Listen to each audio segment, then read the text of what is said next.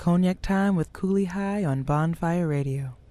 When the DJ plays Don't Stop the Music, you know what time it is. He's going to crank it up with a little white line. You don't really want to stop. You know. And they might throw on the Murder, She Wrote, you know. Yeah, the all-time go-tos for why is it that they play Murder, She Wrote as the first reggae joint from the reggae set?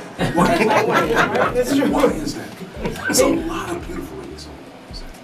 You know what? It makes the people move, and it creates this time and space. Like, oh, I remember when this came out, where I was at, how old I was. I was at a hooky party, you know, like all that good stuff. So that's the signature song. So what say the generation that's coming out now, like in their 20s, that's listening to this song, opening up the reggae set? What do you think is going to do there? Because there's no, when that song first came out, because that's well beyond their years. Right. Yeah, I really don't know, because right now the kids, whatever they're listening to, I question it a lot. What do you think about the music currently being played on the radio right now? R&B, rap, country, bluegrass? I listen to a little bit of country. I'm a little bit country, I'm a little bit rock and roll. Okay. It's funny that you mentioned country because my mom moved to New York in the late 40s, early 50s, and for that period of time, country music was really big in the radio, and my mom learned how to speak English through music, and Patsy Cline was like one of her favorite singers, so it's funny that you mentioned that. But going back to what's going on now, it's just, I really don't listen to radio as much, only because nothing has really caught my ear. Like, like there may be one or two artists only because of how they're approaching music. Like, for example, I like Miguel. He's very interesting how, you know, he approaches his songwriting, his producing and everything. His voice is not too, I'm into manly voices, you know. I want somebody to move me, you know, some Teddy P. But I can't, you can never really have Teddy P, you know, so. But, you know, in the sense of the music and the beats and everything, he's kind of catching my ear, you know. I listen a lot to independent artists in regards to their music. There's this really great independent artist, her name is Kimberly Nicole. She's a really great vocalist. I absolutely love her. She's a powerhouse. Also, there is Treasure Empire. I love her. Ray 6. I love them, you know. Yeah, like they're, and I just like the live performances. Like, I want to be caught. Like, you got to catch my eye, and they really catch the eye, you know.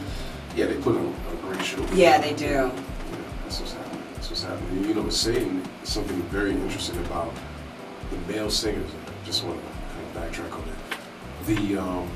The last male singer that I've heard, like, really lay that, you know, masculine, because from a brotherly point of view, you kind of enjoy hearing the masculine R&B singers, not the the whiny, like, you know, no. Sugar and Tank R&B singers, you know. I ain't saying names. I'm just saying,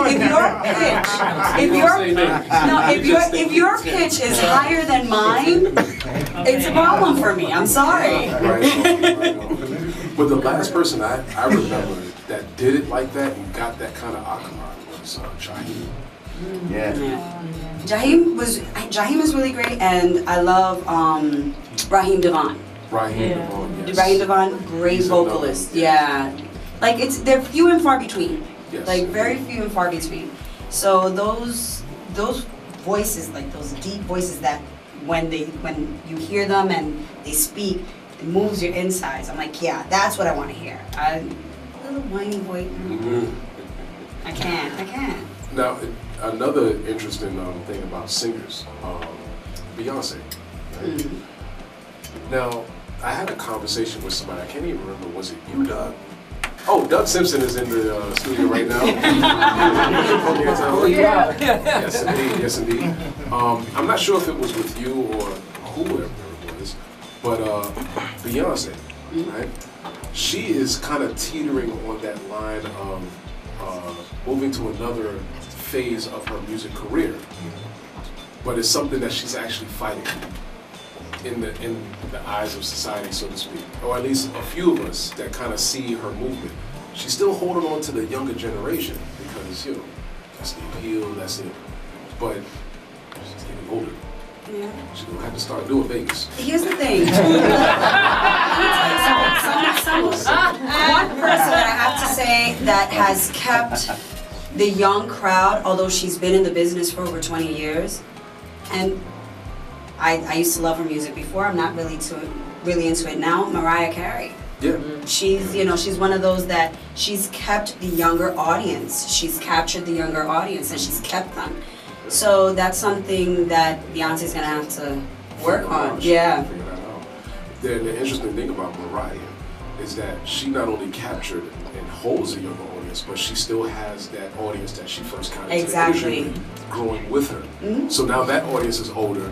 You have the older audience and the younger audience. Pretty much. Double the pleasure. Yeah. Double the bread. Yeah, talk about it. You know? Shit. Well, then again, some of the younger people don't have money. There you go. Maybe 1.5 bread. Better than no bread at all. Pretty much. Right on, that's what's happening.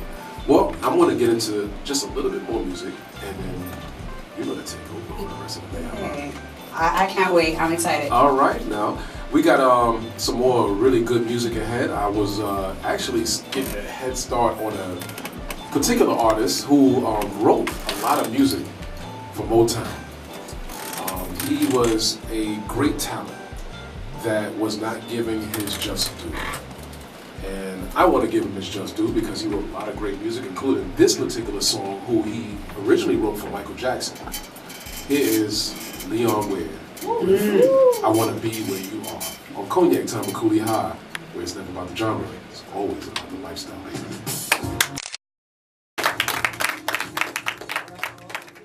Cognac time with Coole High on Bonfire Radio.